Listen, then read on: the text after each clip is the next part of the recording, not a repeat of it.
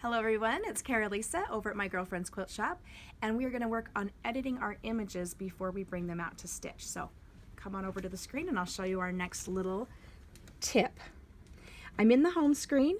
Come in here and select embroidery, and you are going to be able to either take it from your USB or choose one of our designs here.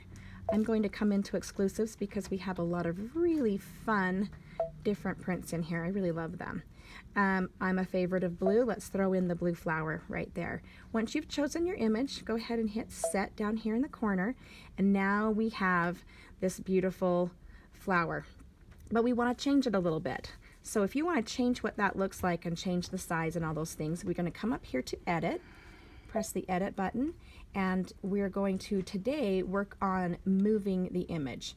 If you click on move, you have some different buttons that change that. It's really pretty simple. You can move it in your size key, and you can also move it in the move key, and that just allows you to move that around. You'll notice that there is a red line around that image.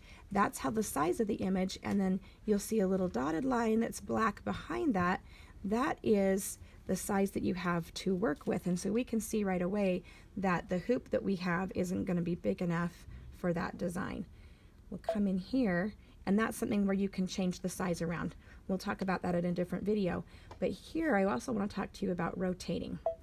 You can change your direction, which is nice if you want to bring in more patterns and you want to create you know, a similar image on each side or in each corner. As you come here, you have lots of different options. Those are all your different degrees that you can change it, and the Solaris lets us change 90 degrees at a time or even 0.1 degree at a time, so you can just make a tiny little adjustment on that if you want to. So we're going to go ahead and look what this looks like when you change it 90 degrees. Just flips it upside down, and then as you change that right there, you can move 10 degrees, you can move 1 degree, and now you can even move just a tiny little bit at a time.